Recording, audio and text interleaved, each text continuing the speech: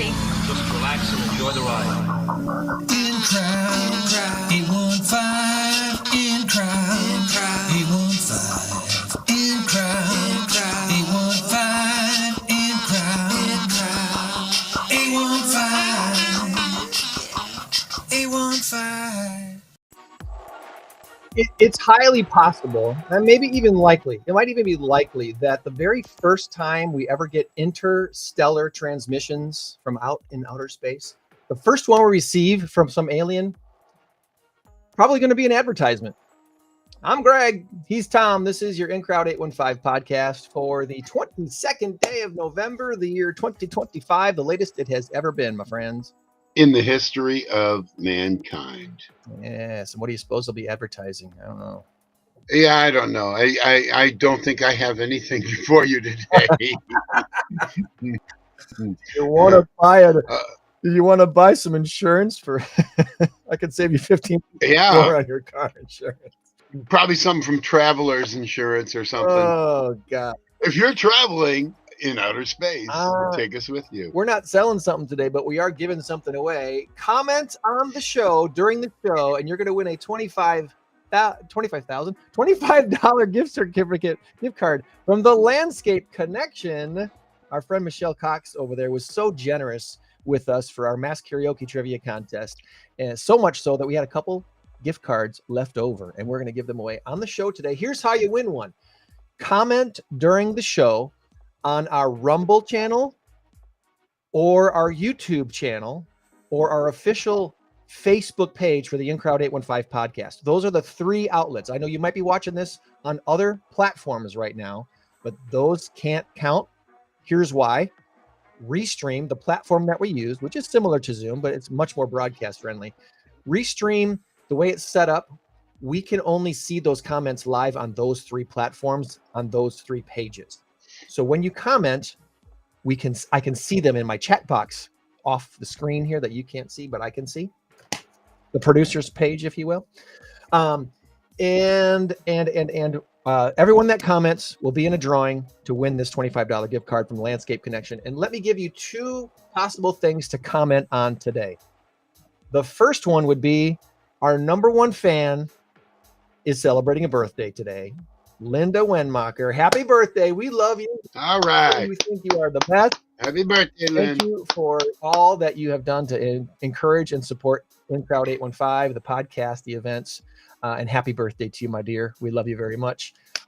She is probably our most consistent viewer. I see her name pop up almost every week, and every once in a while, maybe she has something going on or whatever, but for the most part, she's here almost as much as you and I are. I'm fairly confident there's only one person that has watched more minutes of the In Crowd 815 podcast, and that's the sweet lady that I get to call my wife. Other than that, Linda's probably a very close second. So if you'd like to wish Linda a happy birthday in the comments, that would count as a comment toward winning this $25 gift card to the Landscape Connection, which you want to go here now anyway. They've got their Christmas walk thing up, and it's amazing every year. They do the best free Christmas walk thing in the 815. So you need to go check out the Landscape Connection on South Mulford, whether or not you win this card. The other thing you could comment on today is the thing we do every week, this thing right here.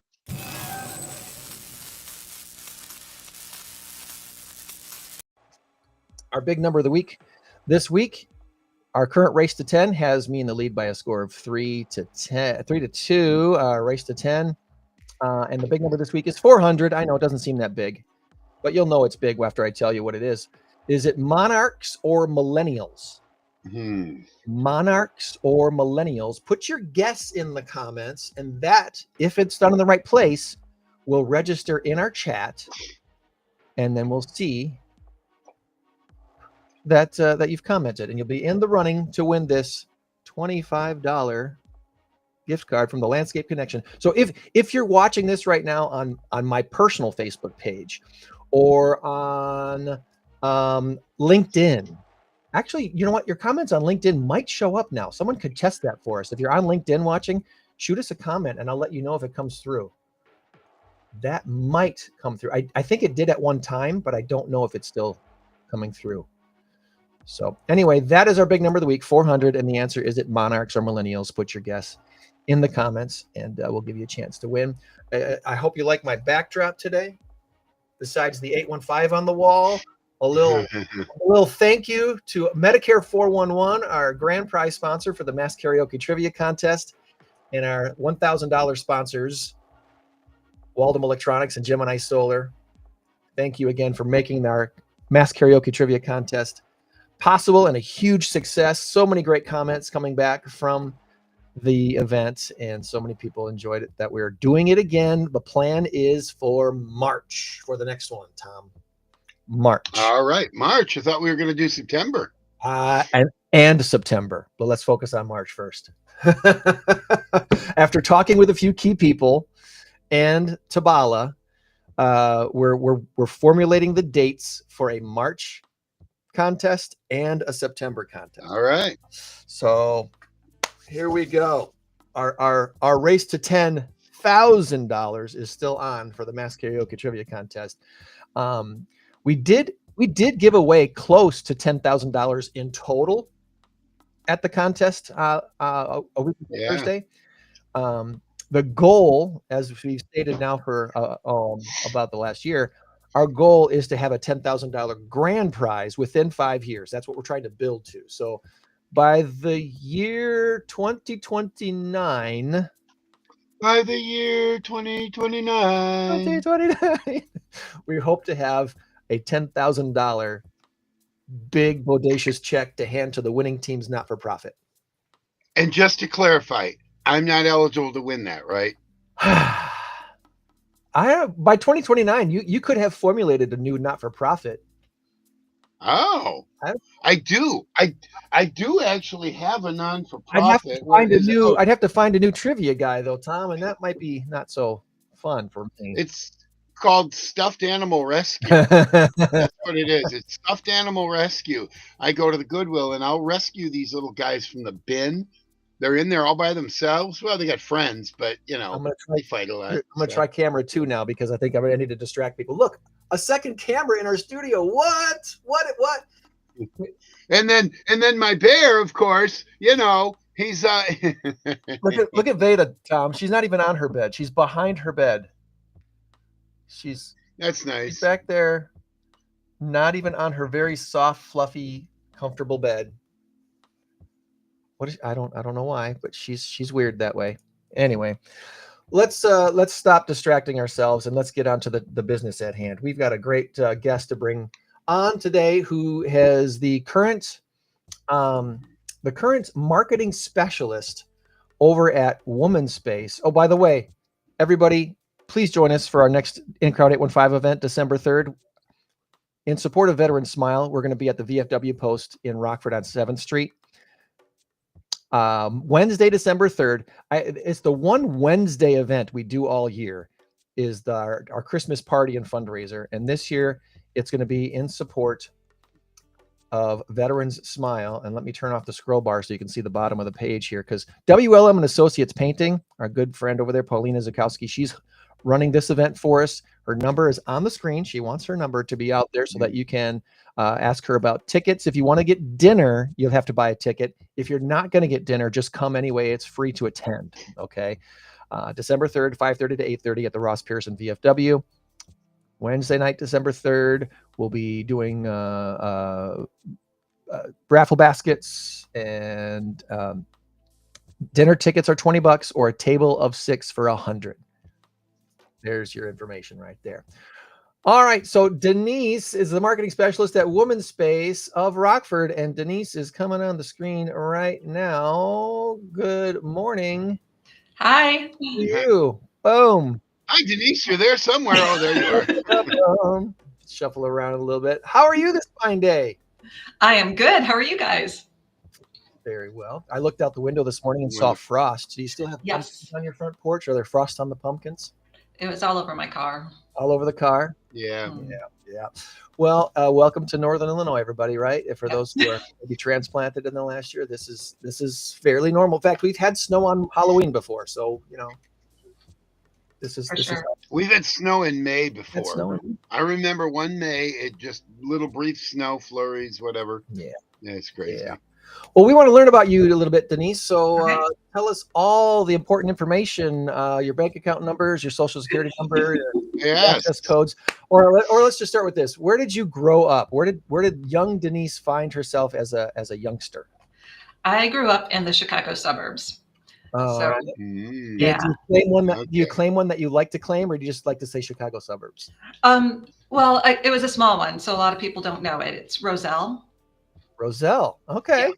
which I've heard of Roselle. yeah, it's grown a lot since I lived there. So it used to be Yeah. a small one. Mhm. Now it's much Yeah. bigger. Right by Schaumburg. Schaumburg. Okay. Mhm. So is that where you went to high school too? I did. So I went to Lake Park. I was a Lake Park Lancer. A Lake Park Lancer. Yes. Lancer. Does So it's pretty Lancers unique. strike fear in you, Tom? Well, yeah, because if you got a boil and they have to lance it, I mean, that's, ooh, Don't mix the that Lancers. would hurt. Okay, so seriously, what would be a lancer? I mean, A something, knight. a fighter, or Yeah. like a medieval fighter? Yeah, a knight on a horse with the big lance. Yeah. Like, that was our mascot. That's a pretty regal Yeah, like thing. I mean, it's kind of cool. Sir Lancelot. Right. It's more unique than a tiger or a bear or whatever. No, I like that. I Yeah. don't think I can pick on that too much today. Yeah, that doesn't give you a lot of fuel. Fear and regality, royalty. You know, there's Mhm. something special about this. So you were a Lancer in high school, and what about college? So for college, I started in Wisconsin. I was telling you guys earlier. So for a couple of years, I went to a little school in Wisconsin, but then I transferred and went to NIU. So I have an undergrad from NIU, and then Huskies. yes, a Husky. Huskies. Oh, there you go. There you go. Hard to do that with a torn rotator cuff. Careful, Wow. Tom. Nicely done. Yes, I went to And NIU. then I also went to U of I. So I got my graduate degree at U of I. So I'm an Illini too. Awesome. All right. All All right. right. So, and then after college, what did you start out working? How did your career begin? So my graduate degree, my undergraduate degree was in art, my graduate degree in education. So Okay. I intended to be a teacher, but decided immediately not to be. Yeah. So then I did kind of take some time. I'm like, what can I transition this into? So I ended up in banking initially. Okay. But when I was in college at Ripon, actually, I had a friend who was from Colorado and went there during spring break to visit her folks and fell in love with it. So I pretty quickly moved out to Colorado. So I spent over 20 years in Colorado. So even though I grew up in the Chicago area, I really consider myself from Colorado. Okay. That's where so- you made your home. That's where you felt at home. Right. Yeah. And Yeah. Home is where the heart is, you know?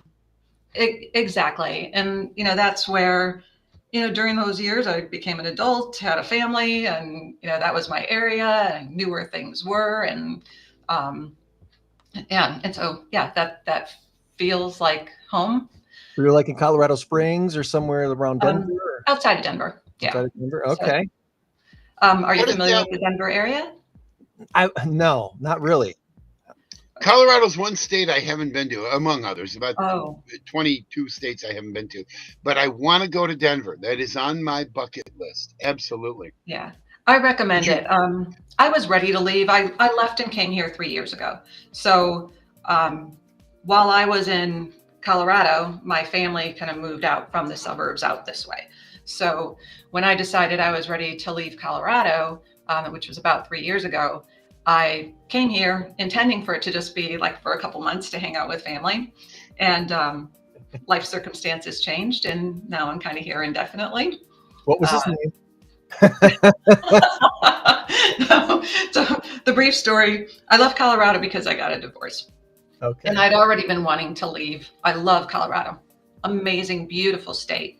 But as I mentioned, I was there for over 20 years. So I really saw it change from this really like charming small city with these, great amenities and beautiful surroundings to this super overcrowded big city kind of feel where a lot of the charm was gone. You'd go It went from hiking. a Hallmark movie to a New York crime show or something, right? Yeah, that's a pretty good analogy. So yeah, and I wanted to be someplace warmer, which didn't end up working out that way, at least for now. Yeah. But that was the intent. But so I came out here like a couple months, spent some time with family, do some healing, and then I was going to Arizona where my son lives, and I got laid off from my corporate job.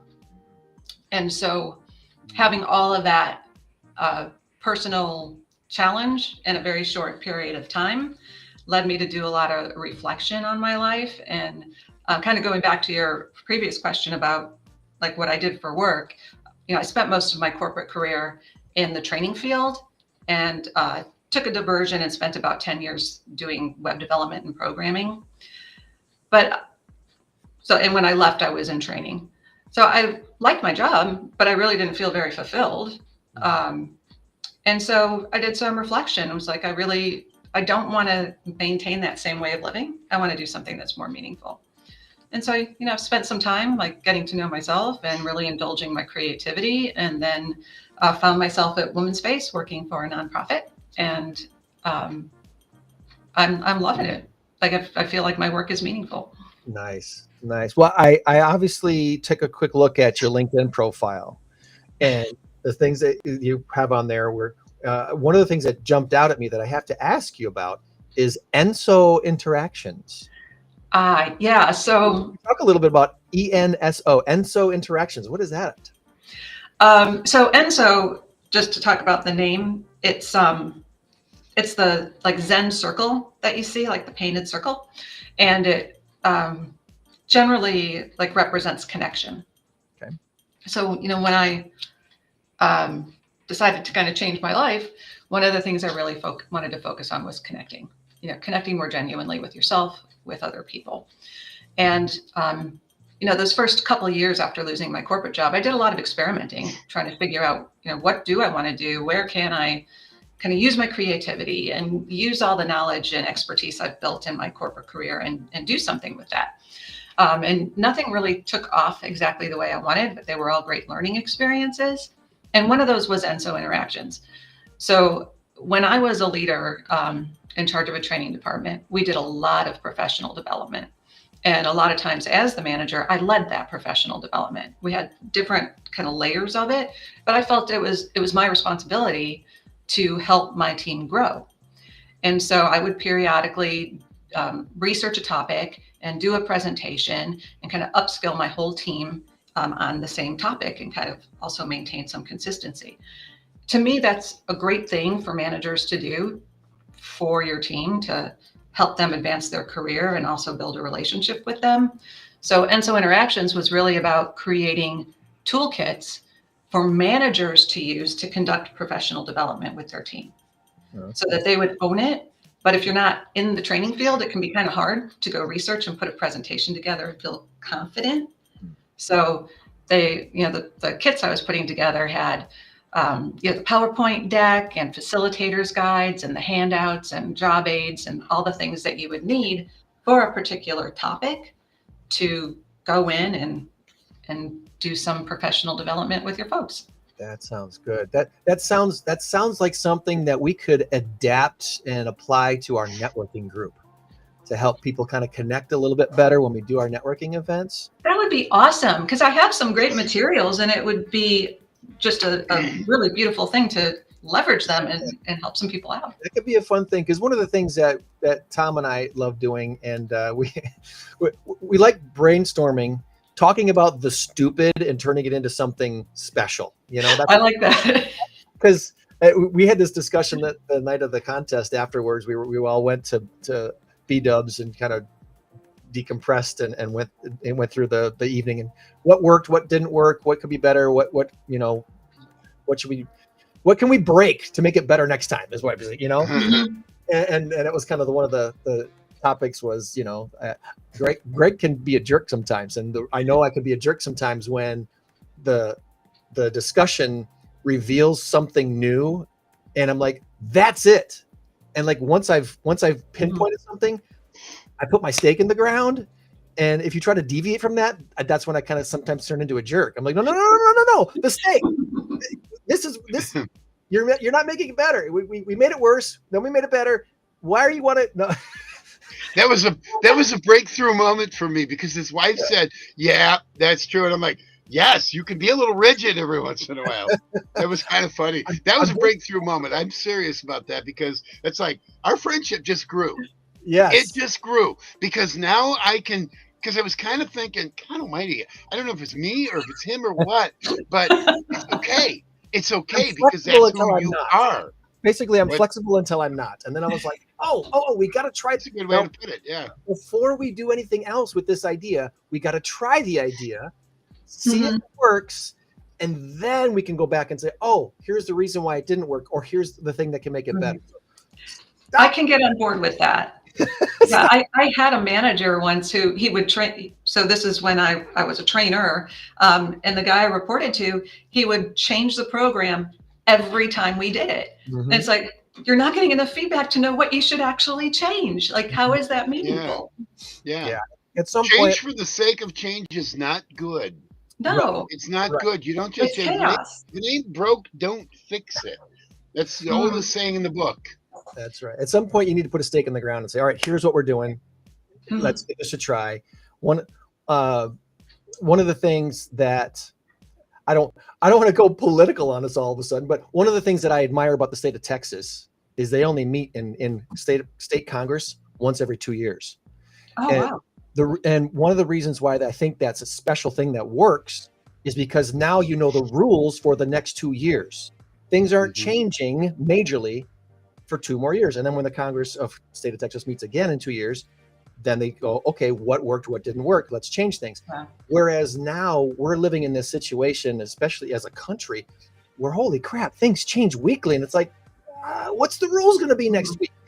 There's a problem with that. So anyway, total aside, nonpartisan comment on politics. But yeah, that wasn't partisan. That's just, I agree with your philosophy. Absolutely. By the way, Texas is warm too. So and Texas is warm. It is. Too warm in June and July, but that's another thing. So when people meet you for the first time and ask you what Womanspace is, what do you tell them? What is your elevator pitch, if you will, as to what Womanspace is and why they should care? Okay. So I haven't refined it yet, so I'm going to say this isn't as short as I don't know yet. I'm putting you on the spot. You are kind of still new in your position, so I totally get that.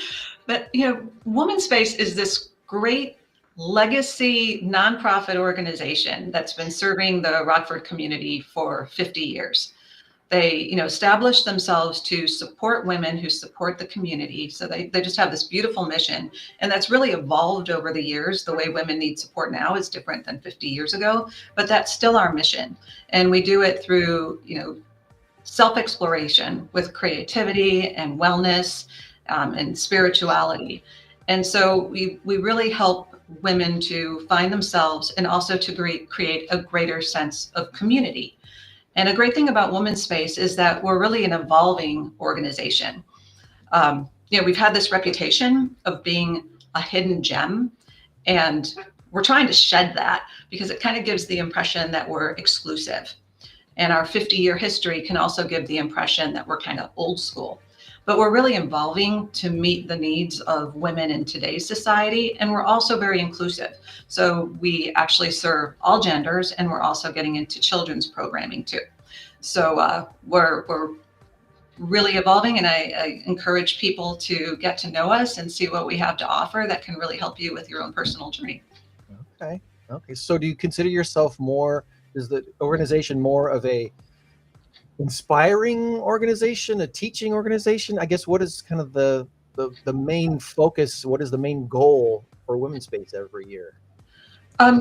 Yeah, that's an interesting angle because we definitely do some teaching, but I would say it's more in the inspiring realm.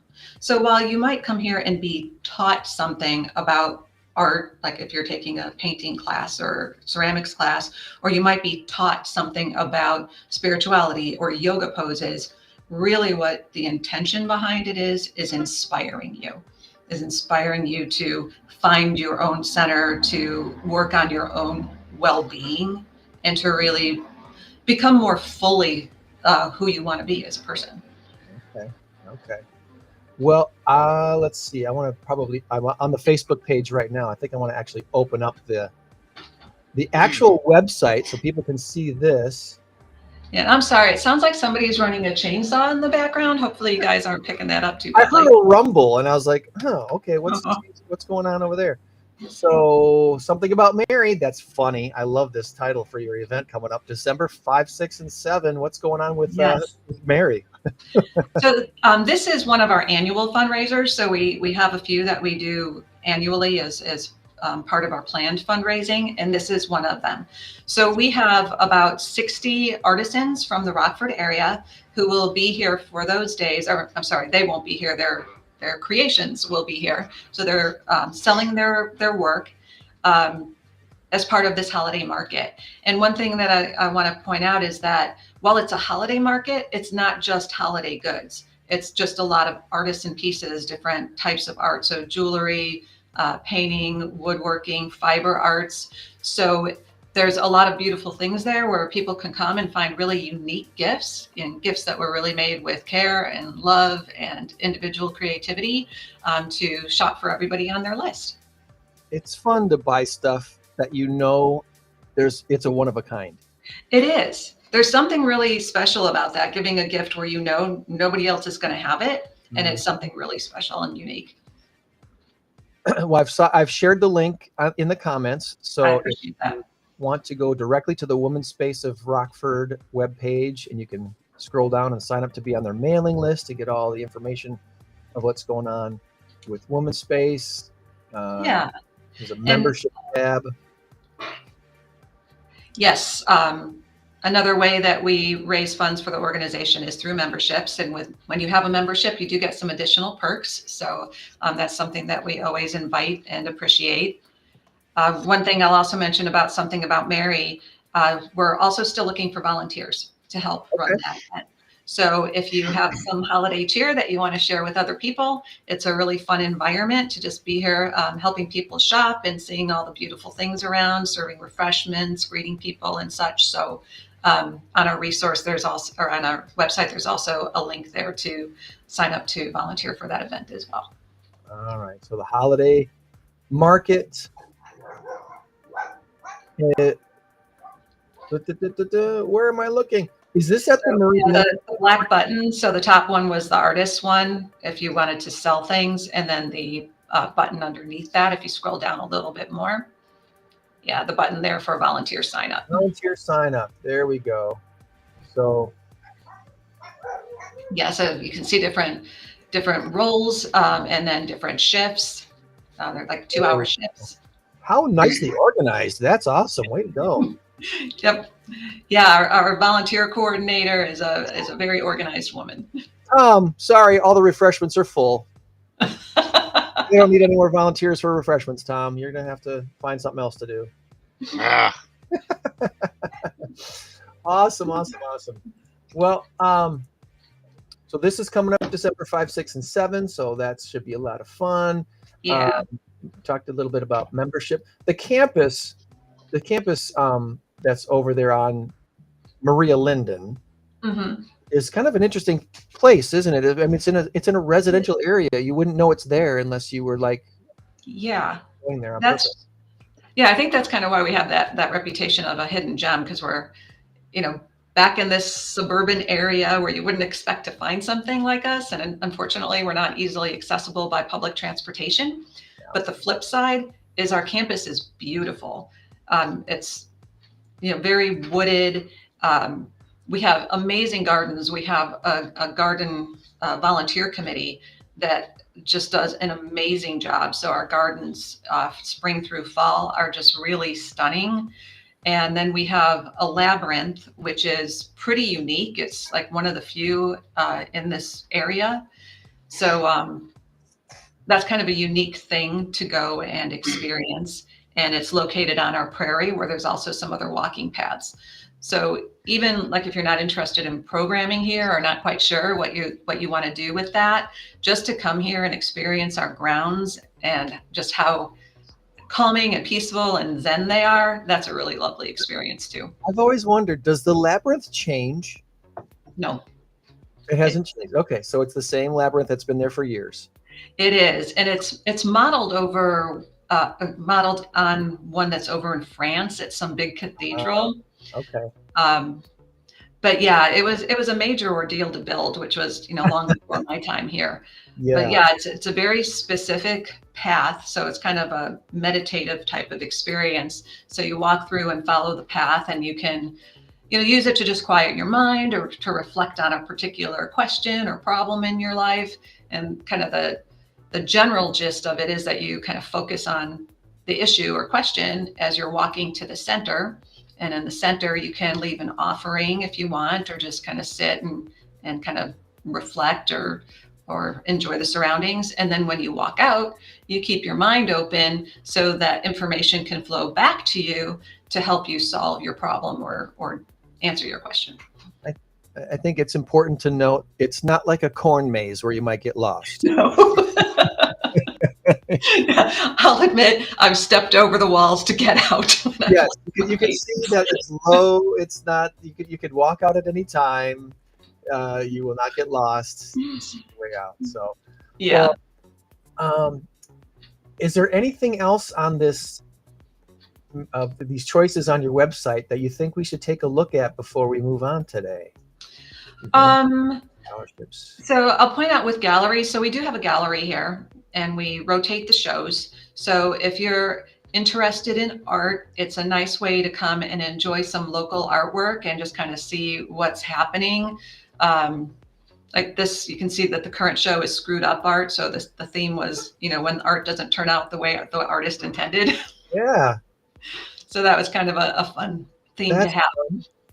But we'll have different themes. So it's free to come and enjoy it. There's always an opening night, so you can come and enjoy it with other people and also have refreshments. But then you can also stop by during our working hours and see it at any time. We also have a little gallery to go where artists in our network can sell their artwork too. So it's another way to find unique gifts all year round. Cool. All right. So you still got a few more days if you're watching this live today to check out the screwed up art before the Something About Mary stuff takes over the space. Yeah, that show is just about ready to come down, but a couple more days. I'll also point out scholarships. So we do offer 2 scholarships, and we haven't been very good about advertising those. So we do intend to promote those more in 2026 so that the community is more aware of what we offer. And then the last thing I'll point out is under media. So we resumed doing blogs. Like Womanspace used to do blogs, I don't know, like 5-6 years ago, and then they stopped doing it. But we did resume doing blogs just as a way to kind of connect with the community more and put out some content that hopefully kind of resonates with people and ties to our mission of helping to empower women and helping to inspire people. So I really encourage people to check out the blog too and see if that's content that speaks to you. Awesome. All right. Well, I want to get back to doing something we were doing it for most of the beginning of this year, and I've kind of gotten away from it a little bit in the last few months. I like to ask AI to give me some questions to ask our guests. So I'm going to, let's see how this screen looks. Maybe something like this. I want to ask some questions of Denise here. Let's see, where did I go? Denise, Colin. Is it Colin or Colon? It's Colin, like Colin Powell. Colin. So, fantastic organization, Womanspace of Rockford, focusing on connecting, empowering, creating, and transforming through programs in the creative arts, holistic health, interfaith exploration, and environmental stewardship for women, men, and children. Nice summary from AI here for you. So since you're the marketing manager, here are some good questions to ask her. Program specific. Womanspace offers a wide array of programs, creative arts, holistic health, environmental stewardship. How do you tailor your marketing campaigns to effectively promote such a diverse range of offerings to their specific target audiences? Ooh, this is a deep question. It's a deep question. This is a real test of your marketing chops, because one thing I know, No pressure. I know. Oh, Well, one of the things I know, because I was in broadcasting for 20 years. I was in radio, created thousands of radio ads. And a lot of times when I talk to business owners, one of the things I reminded them of was, you're not, we call it broadcasting, but the truth is your message is trying to reach that one type of person. What is that one type of person most likely to want or need your service or product, and what should you say to them? So I think that's kind of what this is about here. Your programs and offerings. Can you narrow it down? Each one has its own specific purpose, obviously. So yeah.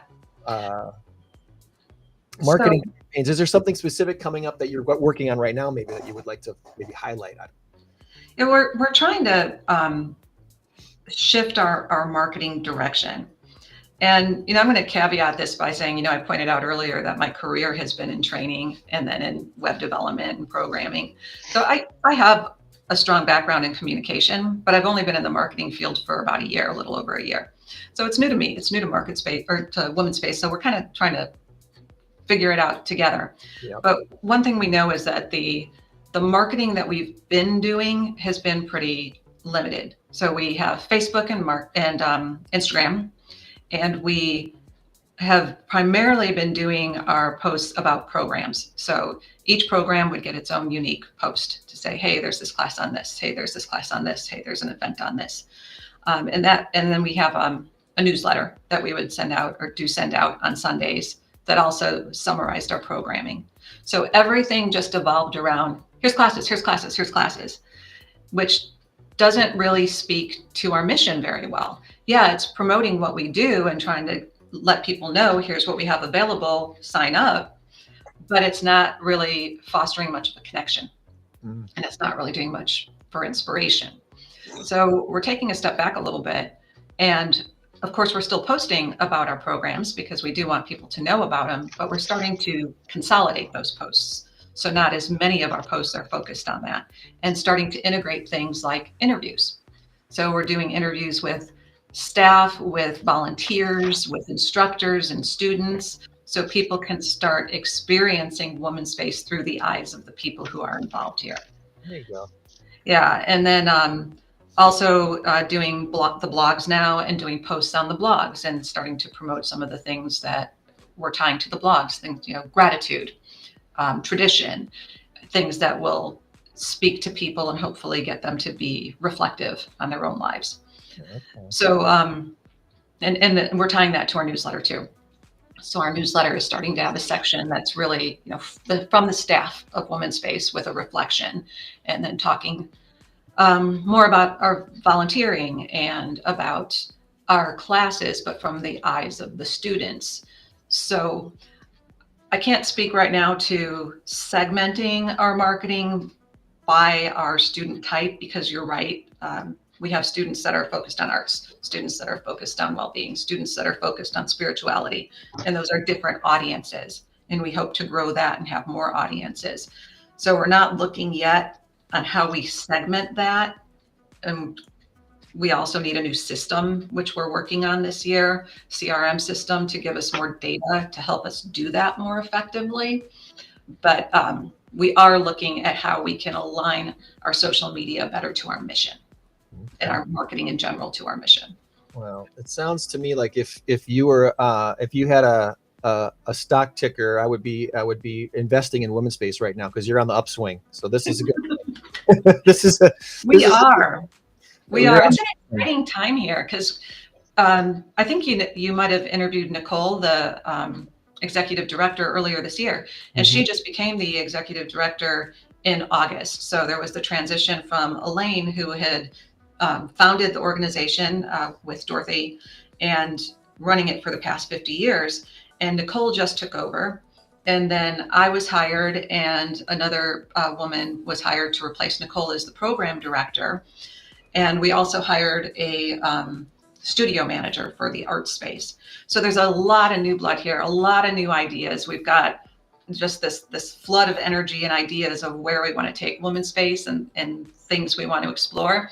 Now we just need to get grounded and really figure out what we can do, what we can't, in what timeline, how do we get sponsors where we need it, and how do we get all the work done with a very limited staff. Well, that actually leads to the second question that AI gave me. So this actually, Womanspace is a mission-driven organization. So marketing success, it's not just about class registration. It's about connecting and empowering and transforming the community.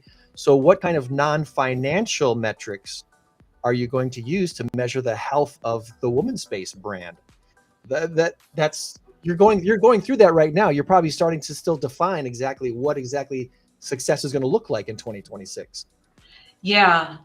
So, non-financial, a lot of that ties to social media, the amount of engagement you get, and then new followers, the number of people who sign up for our newsletter.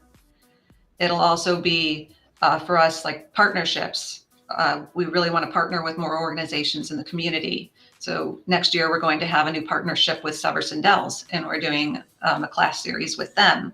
Nice. So also just finding more ways to get exposure, also being on your podcast and finding other opportunities to have visibility where more people can become aware that we're here, and we can start having partnerships where we can benefit each other, mutually in the Rockford community. Being active and available and showing that it's not some kind of exclusive club for my four and no more. No, we want more people to come out and experience, because you have this campus. And then that's the third question that AI gave me. Womanspace has this beautiful 7-acre campus, the labyrinth, the gardens, hosting major events. Are you strategically using the physical campus and these events in your overall marketing? And it sounds like you are. We are. And it's an interesting thing because, we have this campus. We definitely want to leverage it. So we do promote it a lot. And we do some events here. Not a lot, but we do. And we've had like some weddings here because the grounds are a beautiful setting for a ceremony. And then we have this outdoor pavilion. So for a summer wedding, it's a really nice venue. We have a wellness room that we rent. And then, we really tie the grounds and especially the labyrinth into the spirituality aspect of our programming and our mission. So we do really leverage the campus, but we also acknowledge that we are kind of tucked away. We're not on public transportation. So we're also trying to think of ways that we can expand our audience by being elsewhere. So we're kind of looking at, Womanspace in other places. How can we take what we offer and maybe partner with another organization to have some programming somewhere else where it's accessible to a different group of folks that might not be able to make it here to our campus. That's one of the things we're exploring. Can we get RMTD to maybe get a bus stop at Springbrook, and what's the road there off of Maria Linden?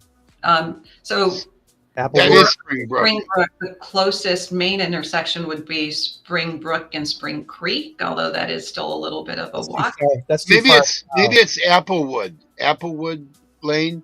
Yeah, Atwood turns like into Marie Lane. And there's an apartment complex like a quarter mile from there too. So that would be a good place for a bus stop, RMTD. I'm just saying. I agree. I agree. Well, they go everywhere else, so why not? That was the last place I got stopped for speeding. Okay, so the last thing Had you been on the bus, you wouldn't have gotten a speeding ticket. I know. I've been in a hurry to get to my rehearsal at Starlight Theater. All right, so the last thing I like to ask AI for is some funny or odd questions to ask our guest as well. So of the 3 that it gave me, 2 of them are actually kind of good. One is about the labyrinth. The Womanspace labyrinth is a place for reflection. This is great for you actually. If you're walking the labyrinth and you received a cryptic message about the future of marketing, but you could only remember the last 3 words, what do you hope those 3 words would be? Maybe something like always use video, or authenticity wins again, or ditch the jargon.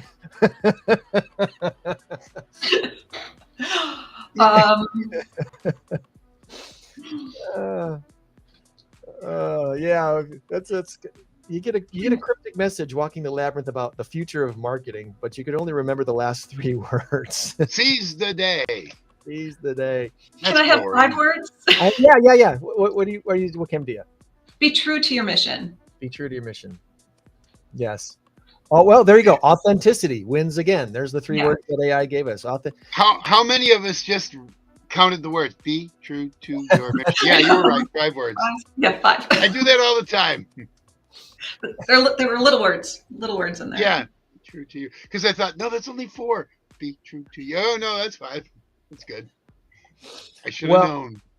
You told us about some volunteer opportunities. You told us about the organization as a whole. Is there anything we did not ask you about today that you wanted to make sure we talked about before we move on to a little bit of Tom trivia for the week?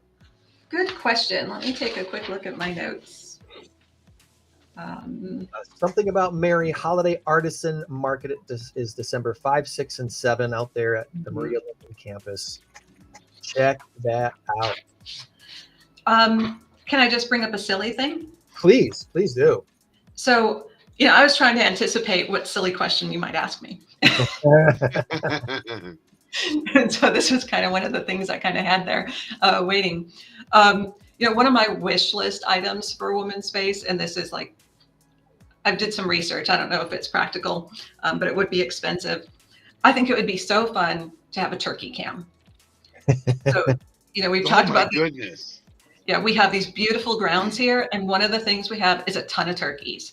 And there's in particular this one flock of 14 turkeys that comes through almost every day, and they just do some of the silliest stuff. So you know how they have the eagle cams where people are watching every day with bated breath. When are they going to hatch, and when are they going to fledge? I think it would be so fun to do it with turkeys, just to help people really connect with the wildlife in our area. Yeah. I can see that. We have turkeys in our. My wife and I just moved into a new neighborhood, and we have turkeys in our neighborhood now. And I knew there was a handful of them, 6 or 8, but like the 3rd or 4th morning we were here, I was out walking the dog. There were 20 turkeys. Mm-hmm. Wow.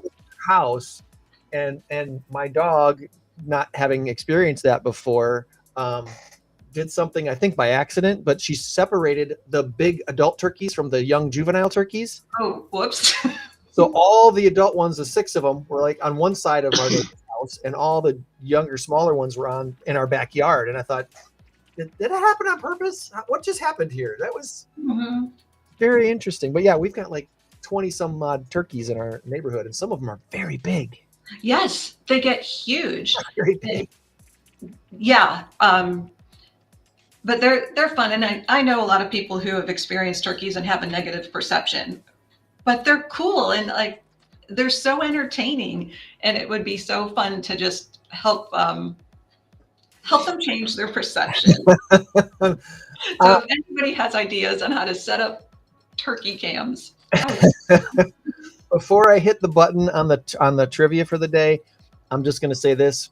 I'm partial to dark meat. There we go. It's time for Tom's Trivia Challenge on the In Crowd 815 podcast. Good luck.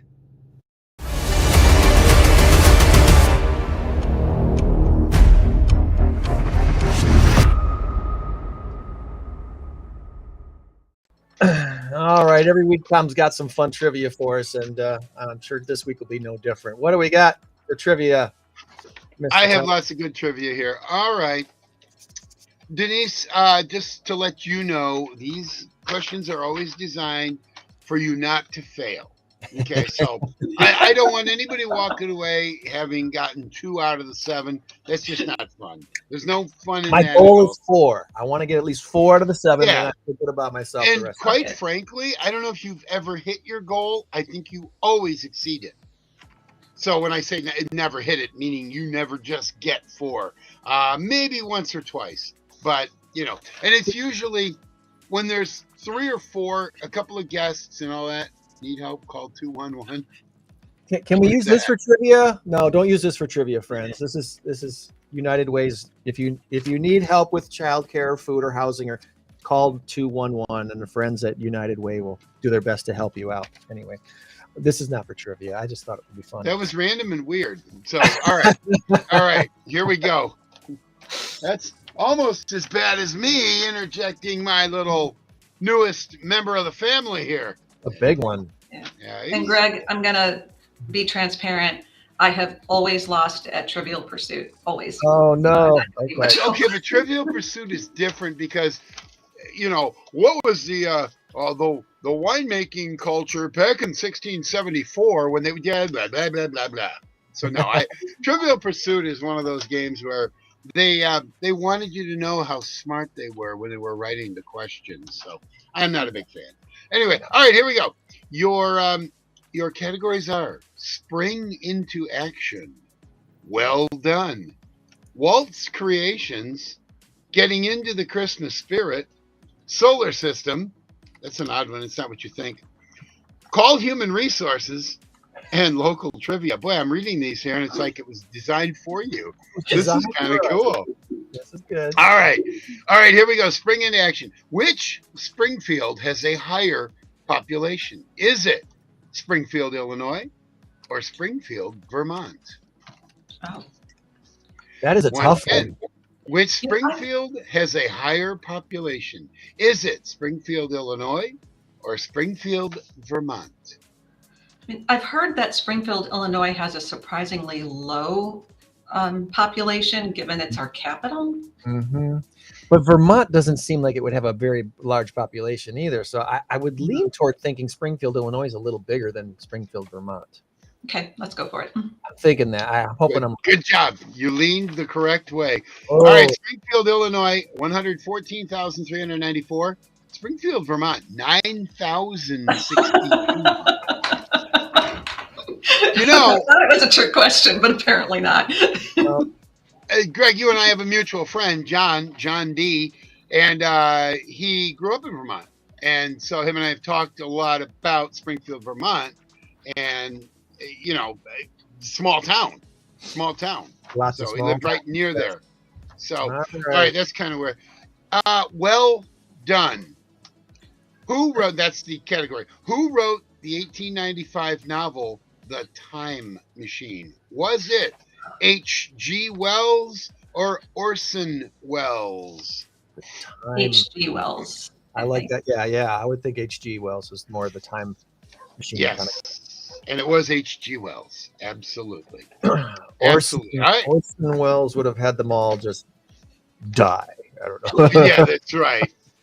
The time machine exploded and everybody died. And aliens came down to the earth. Ooh, there Wrapped we go. people up. Yeah. All right. 2 out of 2. All right, here we go. Walt's Creations. In the Disney movie The Lion King, who voiced adult Simba? Was it Matthew Broderick or Robbie Benson? Who is the second person? Robbie Benson. Robbie Benson is a similar, maybe a little bit older than Matthew Broderick, but I don't think he had anything to do with The Lion King. I don't think Robbie Benson did anything with The Lion King. I think it was Matthew Broderick. That would make more sense to me. Pretty sure it's Matthew Broderick. Matthew Broderick it is. All Robbie right. Benson was in the Beauty and the Beast. He did the Beast. Yeah. He's been in a ton of, but I think his time had passed by this time. He'd been, he did a lot of Disney stuff early in the day. All right. Getting into the Christmas spirit. In the United Kingdom, what is the day after Christmas known as? No help here. Well, in Canada, they call it Boxing Day, right? Do they do the same thing in England? Is it Boxing Day? Maybe.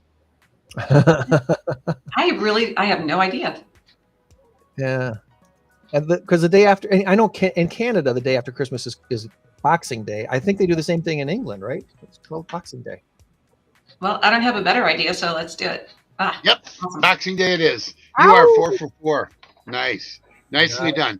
All right. Solar system. This one is Comment not to win, folks. Comment to win. Anyone who's commenting might win this gift card from Landscape Connection. All right. Shameless plug. That's Greg's middle name. Greg Shameless Plug Saunders. All right. Solar system. Here we go. I was born Peter Hernandez in Honolulu, Hawaii in 1985. I have had 9 #1 hits both by myself and with other artists. I have sold over 150 million records to date, and I have won 16 Grammys and 14 American Music Awards. Who am I?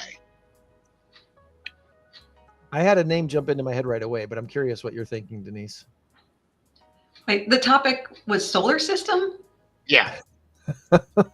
Okay, so is this person's stage name like something tied to the solar system? Yeah.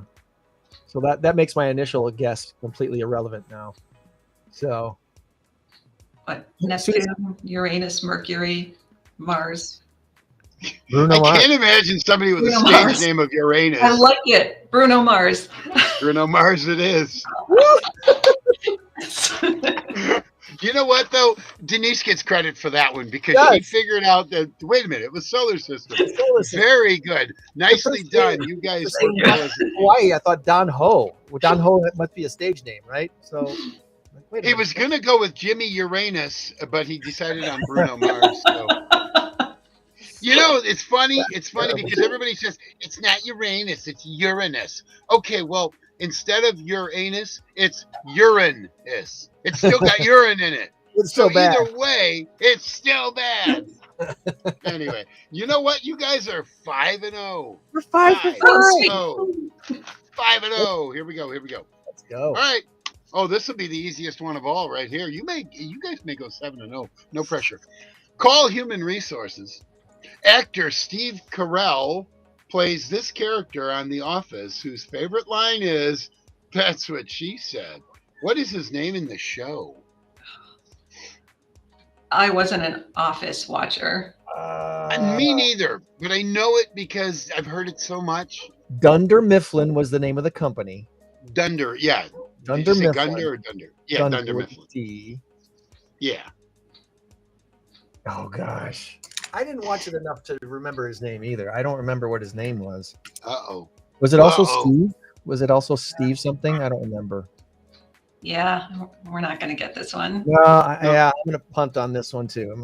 Are you really? Oh, man. I feel bad. I like the show. I do like the show. It's funny. It didn't.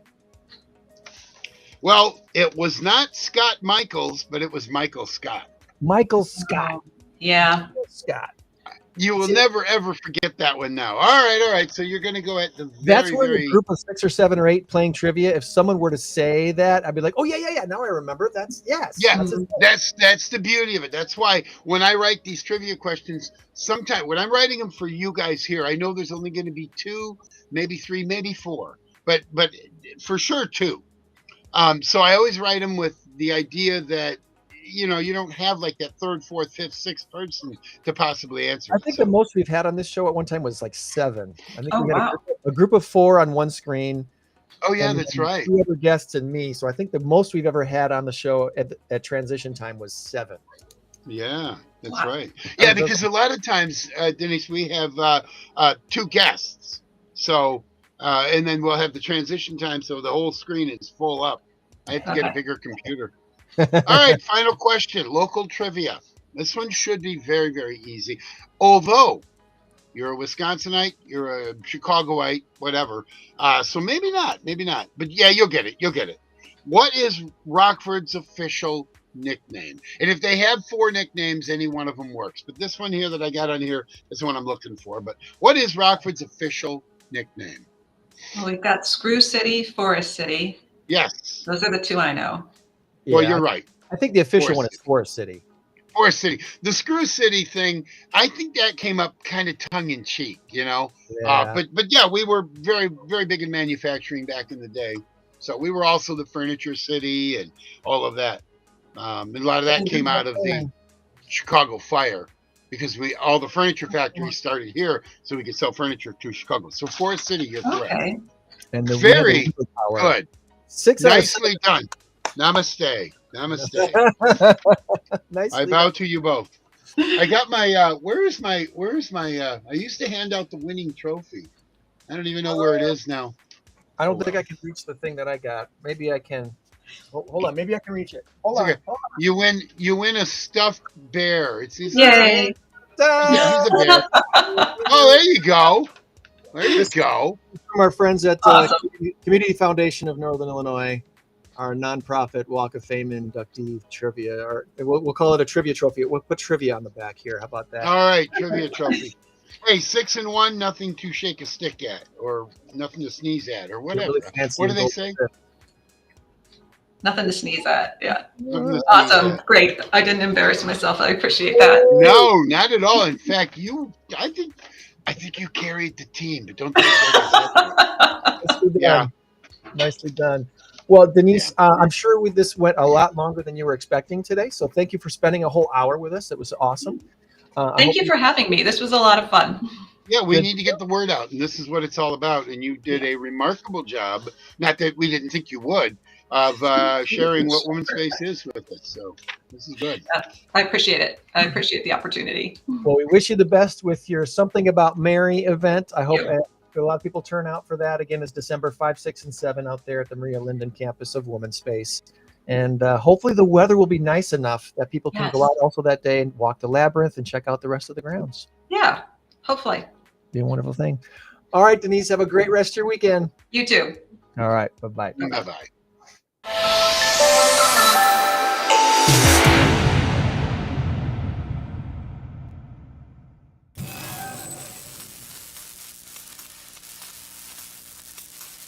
All right, our current race to 10 has Greg in the lead by a score of 3-2, and our big number of the week this week is 400. That's not very big. 400 is the answer. Monarchs or millennials? And Tom has sent me a guess, and I have to tell you, Tom, I'm a little disappointed that the chat's not blowing up with comments today. I've often said we don't have a ton of live viewers of the show. A lot of people watch this tape delay, if you will, on Spotify later, which is perfectly fine, and YouTube and Facebook later, because the recordings do get saved.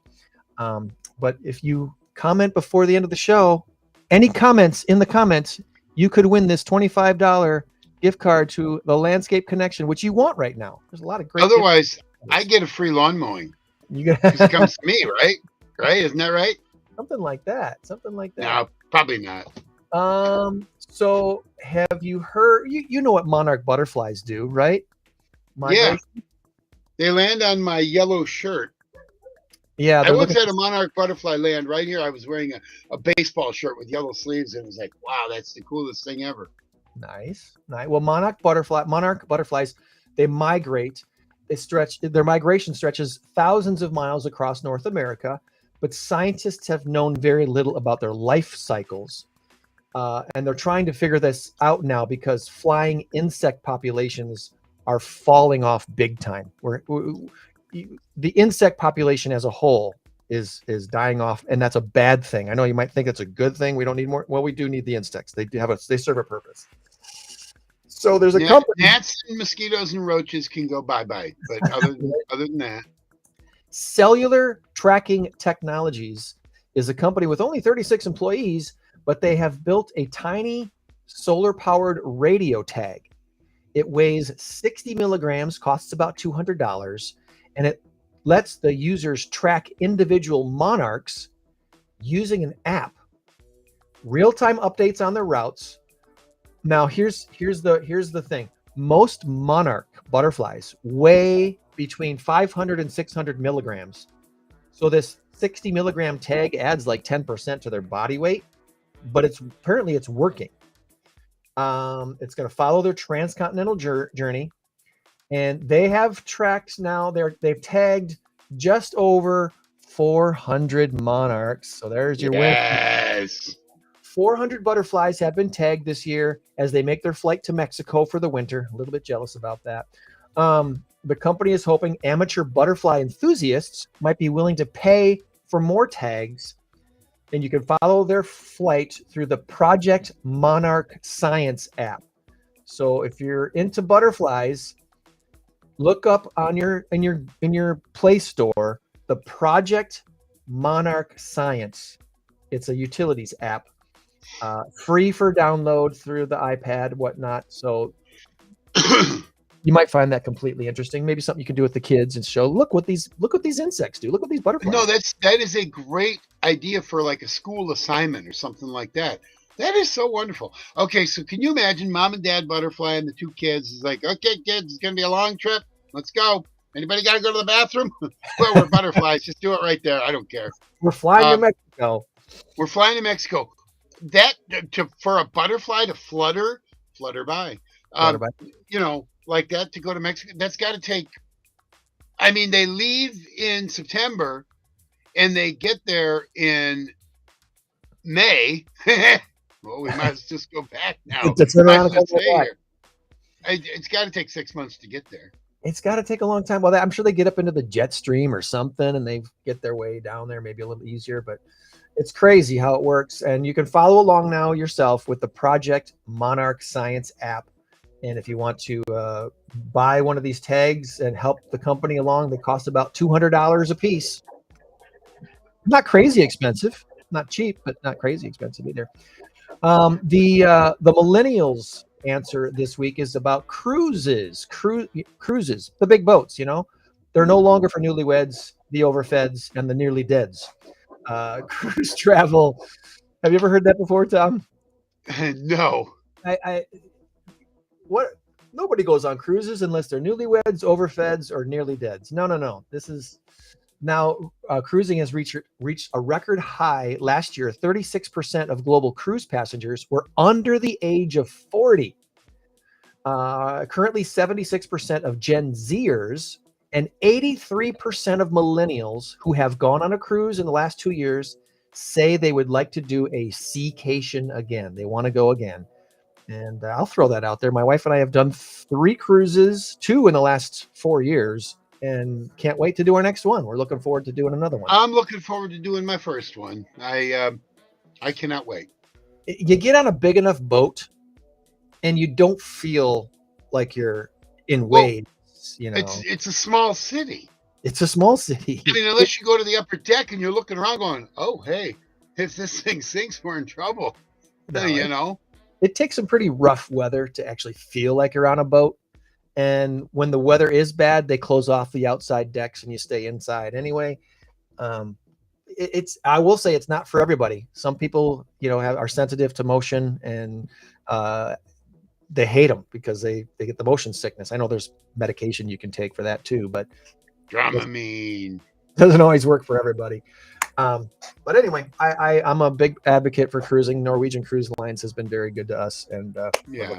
Another one. I want to do the one that starts up in Minnesota, and it goes all the way down to Louisiana. It's the Mississippi. It takes the entire Mississippi, and it's you don't have to. You can do half of it. You can do the whole thing. You do small portions. I don't know. I want to do that. You know, it's a lot less expensive, and you're getting the whole cruise kind of vibe from it. So, stop in cities along the way. Yeah. So there you go. Tom and I are now tied at 3 apiece. Starting my comeback. Here we go. I'd like to thank the Academy and Bobo. He's made an appearance like 5 times in the show today.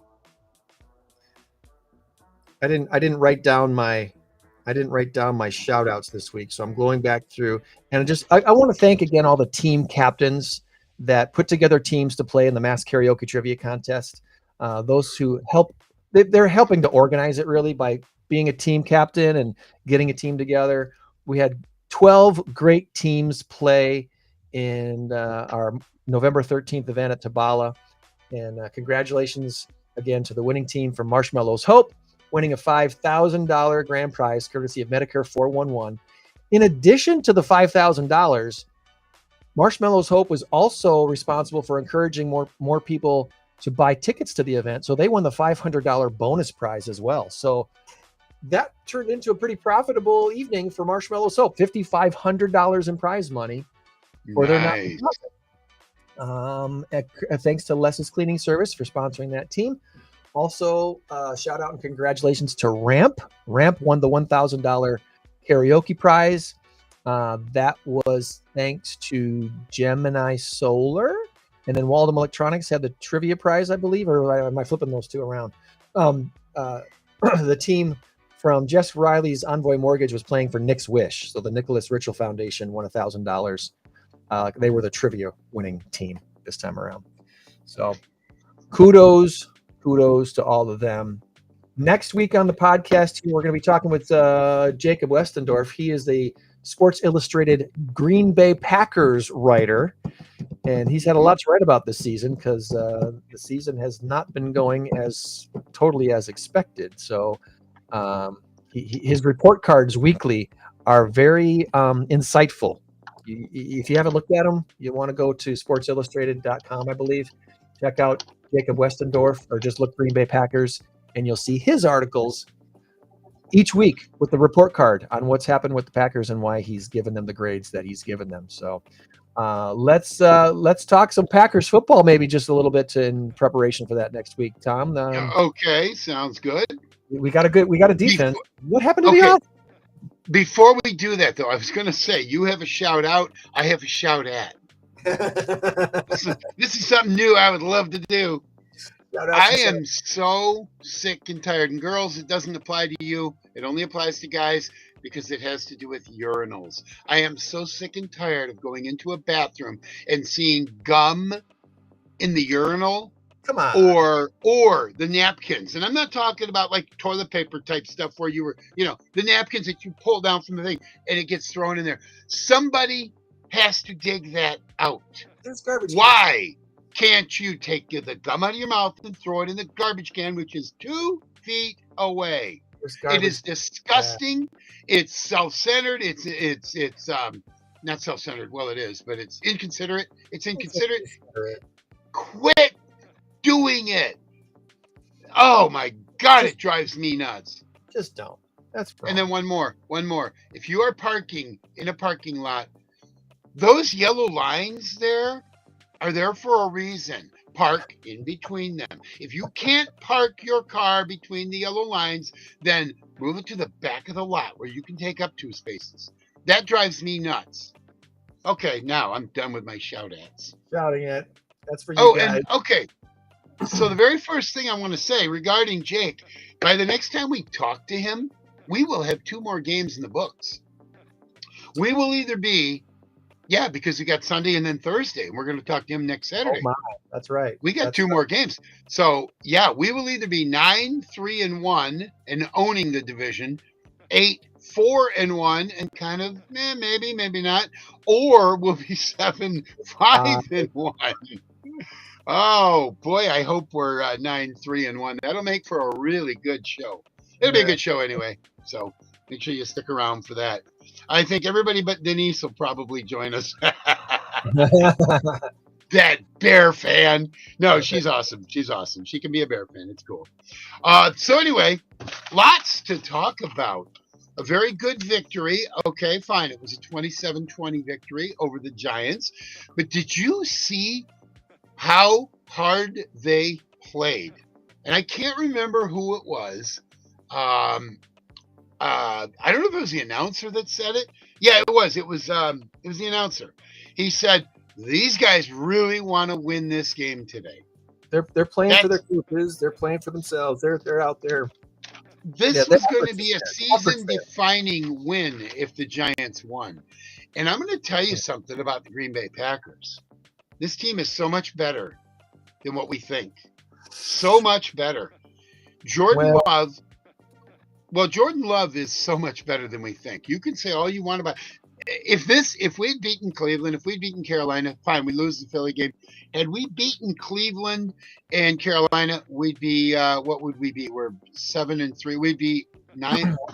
What are we right now? We're 6-3-1, right? I got to bring up the page. I don't know. No, we're 7-3-1. We would be 9-1 right now. Anyway, is my math correct? I think it is. Anyway, the point being is that Jordan Love is having a really, really good season. If you dig into the numbers, if you just look at his play and some of the crazy, silly plays he made, like that fumbly-looking pass he tried to make 2 weeks ago against Philly, that was really bad. But you know what? Nobody talks about Josh Allen getting sacked 9 times. Nobody Oof. talks about Josh Allen throwing absolute bona fide stupid passes. Nobody talks about Patrick Mahomes trying to do 14 things at once and trying to complete a pass that failed miserably. Even Jared Goff threw 5 interceptions in one game. I believe it was last year. It might have been this year too. So don't talk to me about how Jordan Love is not good and that how he's not having a good season. You look at the numbers, and by next week I'll have numbers because with Jacob on the show, we want to make sure we have some numbers because it's all about Packers next week. We're not just doing random 5 or 10 minutes at the end of the show. Nope. But I will give you this one number, and this is very telling. The Packers defense is number 1 in balls thrown 10 yards completed. Balls completed 10 yards or more. They're stopping. Number 1, it's stopping them. It's stopping them. When you say it's number 1, you mean that's what I mean, stopping them. And it's also number 1 at balls thrown 20 yards or more. Nobody is throwing long. Nobody's throwing deep on Green Bay. And the reason for that is because you've got Xavier McKinney and you've got Evan Williams back there. And they are 2 of the best safeties in the game. It reminds me of the 2014 Seattle Seahawks where nobody was throwing Richard Sherman's way. They were going the other side constantly. Yep. Nobody was, so he had very few interceptions. Last year, Xavier McKinney had 6 interceptions in the first 7 games. He had 5 in the first 5 games. He missed one and then got another one. And then people started saying, wait a minute. We are not going to throw his way anymore. We're not going to do it. We're not throwing his way anymore. And that's when his interceptions dropped off. And that same philosophy is held today with opposing offenses. They're not throwing his way. That takes away the deep ball. That means now they have only the middle of the field, or maybe like some screens, some short little quick hitters, or maybe some passes out of the backfield or something like that. A lot of teams are hitting on those. We keep giving up third downs, 3rd and 7, 3rd and 10s. We're giving up 12 yards on it, and that's driving me nuts. And that's something that has to be fixed. Packers Vikings at noon on Sunday. Yep. This is a big one because the Vikings are going to be very motivated because they are at the bottom of the NFC North right now, but they're not out of striking distance. They're still in the hunt. They're not going to make it. I'm sorry to disappoint any Vikings fans. They're not going to make it because J.J. McCarthy is 31st ranked. He is a 31st ranked quarterback. He is awful. Let's just say it. He's awful. He is not reading defenses. He's holding on to the ball too long, or he's throwing the ball 10 yards over Justin Jefferson's heads. And when you see Justin Jefferson come to the sideline and slam his helmet down, he's very, very frustrated. And if you read his lips, you could hear him say, "Where is Sam Darnold?" I'm kidding about that. But that's basically, I think, what the organization is saying is, I think we may have made a mistake getting rid of Sam Darnold. Look, the Vikings are not a good team right now. Kevin O'Connell is still a good coach. He's a great coach. Brian Flores is a good defensive coordinator, but I've also noticed something about Brian Flores is that you can beat him in the second half. He does not adjust well, and Green Bay does adjust well. Their second half prowess has been well noted this year, not so much in the last few games. We scored 10 points against Carolina. No, 13 against Carolina. We scored 7 against Philly. So, and then we had 27 against the Giants. I just wonder about Jeff Hafley. Are we going to be lucky enough to keep him for one more season, or is he a head coach next year somewhere? I don't know. I don't even want to think about it. I think if the Packers get really, really close, let's say we make it to the NFC Championship game and we get beat, or God forbid we go to the Super Bowl and lose or something like that, I think Hafley might say, you know what? We have unfinished business. I'm not leaving until we win a Super Bowl. Because what better resume maker? I mean, that might be an extra $10 million on his contract if he's the defensive coordinator for the Super Bowl winning team. So who knows? And I don't think it's about money for a Jeff Hafley anyway. I don't. But no, he's making really good money as a D coordinator. I don't worry too much about that. I think defensive coaches in the NFL do not fare well as head coaches. How many defensive coordinators that are defensive coaches have you ever known that won Super Bowls? Now, Bill Belichick was always a defensive guy. That is the outlier. That is the outlier. You look at a lot of the defensive coaches, they're just not. It's always the innovative offensive mind that seems to win Super Bowls. Always. About 85% of the time. Good point. Good point. Yeah. So, well, but hopefully we got Heffley for at least another season after this one, because I we're going to want need 5 him. more. I want 5 more because we are still, and I'm getting tired of hearing this, we're still the youngest team in the NFL. It doesn't matter. We've got a lot of experience, but we've had so many injuries, and it's the NFL. Everybody has penalties. The youth does show itself in the number of penalties that this team gets. Does it though? I mean, I don't know. I suppose it does. But you know what? You've been playing football since you were 8 years old. I started playing football when I was 8 years old. I went all the way through. Did a little in college, sort of. Maybe I was injured. I quit. I couldn't do it. So, you're a seasoned veteran when you get up into the high school years, college years, and now you're a pro. You're a pro for 2-3 years. These guys that are making these mistakes, Micah Parsons, constantly offsides. What is going on, Micah? Come on. You're lining up offsides, or you're jumping. You're a 5-year veteran. That's not a rookie mistake. That's not being young.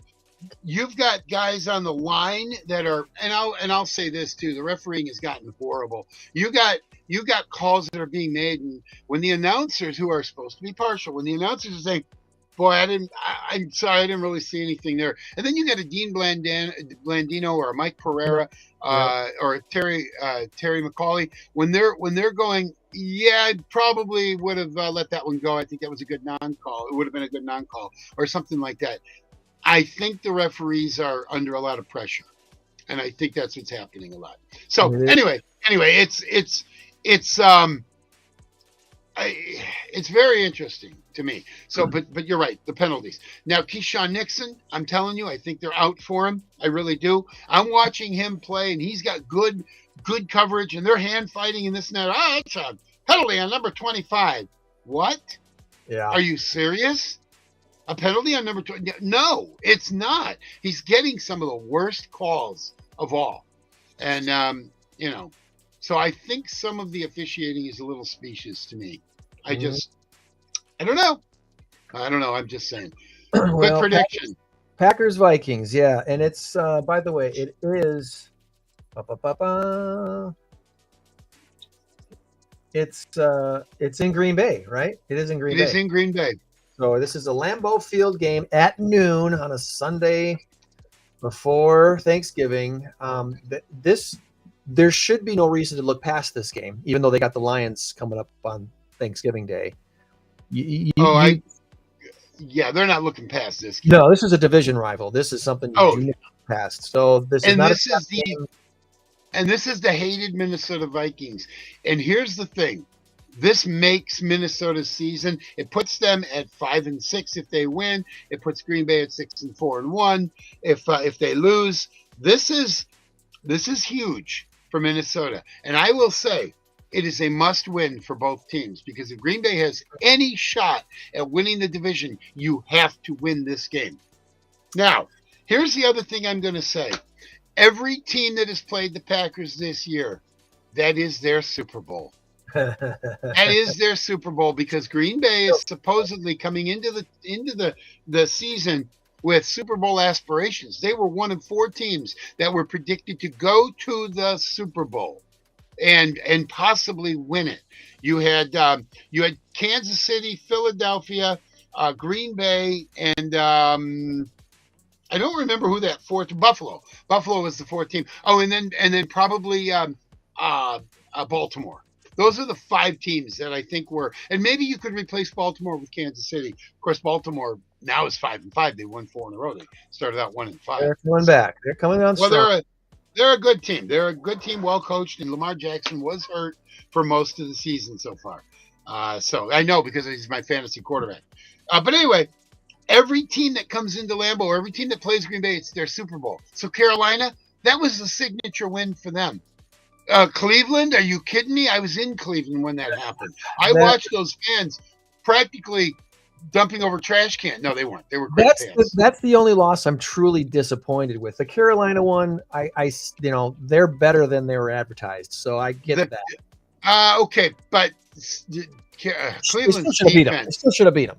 they should have won both, and they should have won both big. The Cleveland one, Cleveland was playing inspired football, and we did let them back in. Yeah, that was a crappy game. That was not good. That was not good. We had no business losing that game. The Carolina game is the one that makes me the most mad because we're 2-1. We're 2-0 going into Cleveland. It's a game that we were like 13.5-point favorites or 12.5, whatever it was, and we come out losing the game because of a crappy. Yeah, we scored 10. They scored 13. We lose because of a blocked kick, and then they hit a 54-yarder. It's like, what just happened? Did I just go into a time warp? Is Lynn Dickey quarterbacking the Green Bay Packers right now? I mean, come on. Don't bash on Lynn Dickey. He was good. Oh, I used to love Lynn Dickey. Yeah, he would throw you 400 yards and 4 touchdowns and couple that with 3 interceptions. So that was fine. No, he was good. Okay, so then, yeah, the Carolina game was the one that probably bothered me the most because there's no reason. There's no reason. This is when our defense kind of let us down because it kept letting people back in. It reminds me of the Giants game 2 years ago when Tommy DeVito, Tommy DeVito comes in and beats us on a Monday night in New York, in New Jersey, the Netherlands. He comes in and he engineers that last second drive with a minute left, and they kick the game-winning field goal. Are you kidding me? Yeah. That's what the Carolina game reminded me of. So that's the one that bothered me the most. Now the second one was the Philly game when they only scored 10 points and we only scored 7. Are you kidding me? We have to be better on offense. And that brings me to my final point. Maybe not. I don't know. I always lie about that. About Matt LaFleur. And I think Matt LaFleur is starting to figure it out. Let Jordan Love be Jordan Love. Let's start innovating some stuff. We got some broken wide receivers and tight ends.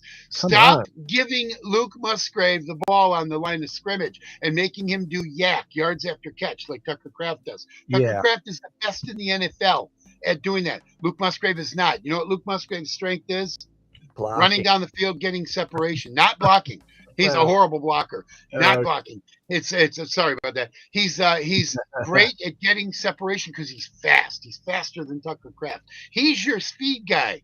So I would like to see them have a 3 tight end set. They call it 13 personnel, 3 tight end set where you've got Fitzpatrick, you've got Musgrave, and you got this new guy, Wiley, who scored the touchdown last year. He scored a touchdown, yeah. And you have 3 tight ends, meaning you have blockers. Wiley is a good blocker. I think Fitzpatrick is a good blocker. Musgrave is not. And he had 2 fumbles last week. Didn't lose either of them, but he had 2 fumbles. Hold on to the ball, son. Hold on Get to the the ball in stride. Get him going. 25 yards down. You've got 3 tight ends. So you've got 2 extra blockers. One of them can come back into the backfield and block in case it's a blitz. Luke Musgrave gets open. Boom. Bob's your uncle. You got a touchdown. That's what they need to do. So there's so many things they need to do. Change up, misdirection. Stop running Josh Jacobs to the left. Oh, hey, we got 2 yards. Now it's 2nd and 8. Josh Jacobs to the right. Oh, he got 4 yards. Yeah, Now it's 3rd and 4. He's tweaked now with the injury, so they can't do that anymore. Well, Chris Brooks is he is very good. He's a very good running back, and Emmanuel Wilson is a stud. Good. He is a stud. If we had just those 2 guys, Chris Brooks, by NFL standards, is the best blocking running back in the NFL. Mm-hmm. The best in the NFL. He will sit back there and hold the fort down for Jordan Love. And when Jordan Love is not pressured, he is 87% accurate. He has an 87% completion percentage when he's not pressured. 89 when you adjust for drops and for throwing out of bounds, getting rid of the ball. 89%. But when you get 4 down linemen rushing him and that sieve of a line lets them through, then we're in trouble. Yeah, it's trouble. Then we're in trouble. So anyway, if we have it, so not having Josh Jacobs could be a blessing. Let him rest, bring him back for the Detroit game, or maybe let him rest for both games. I don't know, and have him for the home stretch. Because with Emmanuel, I'm getting all choked up. Oh, every time I talk Packer football. Hold on, coffee break. That's my team. That's my team. That's my team. Anyway, no. So with Emmanuel Wilson and Chris Brooks, we've got a really good opportunity. Oh, and by the way, play action. So what I was saying about Josh Jacobs, you run him left, you run him right, 2 yards, 4 yards. Now it's 3rd and 4. There's a reason why the Green Bay Packers are the number 1 team in 3rd down conversions, because they're running on 1st and 2nd down. And they're left with 3 yards, 4 yards, and that's fairly easy to complete. You don't know if they're going to pass it or if they're going to run it, or if Jordan Love's going to take off and slide. You don't know. And so, in a sense, that's working. But what it's doing is it's kicking Josh Jacobs' butt. He's really getting hammered. He's getting wore out. He is getting hammered, and he's going to be worn out. He's going to be the Earl Campbell of the NFL for this year. He's going to end up out of football in 5 years, 3 years, 4 years, if they don't try to. One of the reasons why guys like Emmitt Smith, guys like Walter Payton in the early days would take on guys. He would take on guys. And then he realized, oh, you know what? Don't do that. Extend your career. Emmitt Smith had, 18,000 yards for his career, the leading rusher of all time, because he didn't take those hits. He would avoid the hits and he'd go down or go out of bounds or whatever. He took some hits, obviously. He got tackled. Yeah. But he didn't take the unnecessary hit. He didn't challenge people like Earl Campbell used to do. Earl Campbell used to lower his head and boom. He so knocked good. 4 guys down. Nobody wanted to hit him. Yeah, they were like bowling pins. Boom. He was so big. Yeah. So anyway, that's all I'm saying. So the offense, get innovative. Don't worry about Lucas Haversick missing those 2 kicks. Those things, they just flew. They just flew because they were wind aided. The wind you was saw terrible. That. It was awful. And so we're going to have Haversick again. I hope they put Brandon McManus on IR, which means 4 more weeks for Lucas Haversick. So that'll be fine. I like Lucas. I think he's very good. He was kicking 61-yarders, 60-yarders in practice again in the Giants game in the wind, or with a windy stadium. Yeah, I don't know if it was in the wind or against the wind or whatever, but it was a swirling wind, and that's why you ended up. Oh, that's why you ended up with, and it happened to their kicker as well. Yeah. He biffed one big time. It went and then off to the side. So this is going to be. Okay, so real quick, I know you want to get out of here real quick on the Minnesota game. This is why I think this is what I was leading up to. I think we keep saying, we said it in the Cleveland game, we said it in the Dallas game, we said it in the Carolina game, we said it in all of the other games that we are going to win by double digits. We're going to add 33-13. I predicted 33-13, didn't come close. We actually lost that game to Carolina. I predicted 31-14 or something against Cleveland. That didn't work. No. Why do we keep predicting that we're going to win by 20 points or 14 points or whatever, by 17? Because this team's good enough to do that. They should. This team is good enough to score 40 points every week. We're not scoring 40 points because Matt LaFleur is not figuring out how to best use his offense. Our defense is on the field too much, and this is why teams are getting these chunks at the end of the game. And that's why with the 24-10 lead against Washington, it then became a 24-17 game or 24-18 or something like that. I can't remember exactly what the numbers were. Yeah. And then we ended up winning it 28-17. So it became 20. Yeah, that's not right. Couldn't have been 27-18. That's right. It was 27-10, and then it became 27-18, I think, or something. I know it was 20. It was 24-10, and then 24-18, and then 27-18. I think that's the way it worked. But this is why this is happening.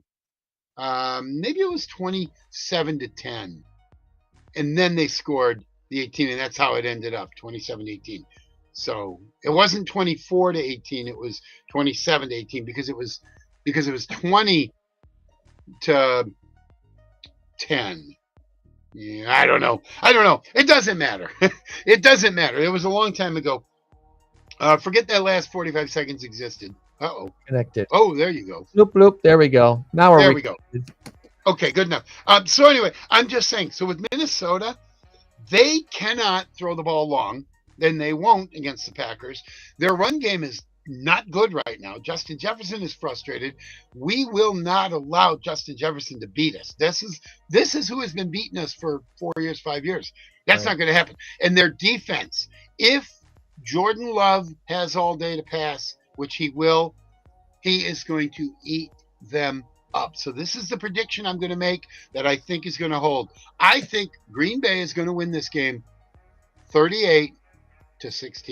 Ooh, I like that I am score. writing it down. I am writing this down because it's 38-16. What's going to happen is he'll get a touchdown and 3 field goals. 38 38. to 16. That's what I think it's going to be, because this is the game where Green Bay is saying, okay, now it's time to step up and do our thing.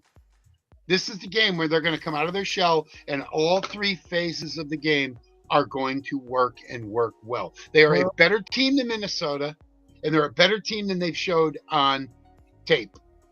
We've had 2 games where the Packers have scored over 30. The Steelers game, which was ended up being 35-25, and that they pretty much owned that game the whole time. That really wasn't. They did. That was the last second touchdown. So they pretty much owned that one. And then, of course, the tie with the Cowboys 40-40, which the defense just didn't show up. Something didn't happen there. Dak Prescott happened. He's a very good quarterback. Prescott's good. And some of those passes, the one to George Pickens, when he got it down to like the 13-yard line and goes out of bounds, he had to come back 5 yards for that. That was George Pickens and Dak Prescott, doing the old Aaron Rodgers, Jordy Nelson thing, or the Aaron Rodgers, Devontae Adams thing. It was like just giving them the look. That was surprising because they've only worked together for, just a half a season. Yeah. And so that was pretty interesting. God bless Dallas for that. It was a great game for them. I was, but yeah, when you score 40 points and you don't win the game, something's not right. Ask Cincinnati how they feel about it, losing 47-42 to the Bears. That's crazy. So Vikings this week, Lions Thanksgiving Day, and then Bears on Sunday, December 7th, which is the game of the week, the 3:30 game of the week on the December 7th. And then it doesn't get any easier from there. Broncos, Bears again, Ravens and Vikings. And one of those last 2 games, the Ravens game or the Vikings game, probably the Ravens game, that might get flexed to be the Sunday night game, because watch the Ravens as they continue to be on the upswing. If they're still playing like they've been playing, that game could be prime time worthy. So I think it will. And I love Jordan Love in prime time. He's got a really good record. I want to say he's 5-2 in prime time. And you know what? The 2 losses in prime time were both to Philly, games we probably should not have lost, especially this last one. So, and I'm just speculating. I don't remember. It could be 5-3 now, and maybe there was another one thrown in there. He did have that one against Kansas City in 2022, I believe it was, when he went up against Patrick Mahomes and they lost 14-7. That's when Aaron Rodgers was injured. That year that he had the broken thumb and he didn't tell anybody. Yeah. Jordan Love comes in and they scored they lost 14-7. Good game Jordan in Love Kansas played a City, but really just good wasn't game. quite enough. Yeah. Yeah.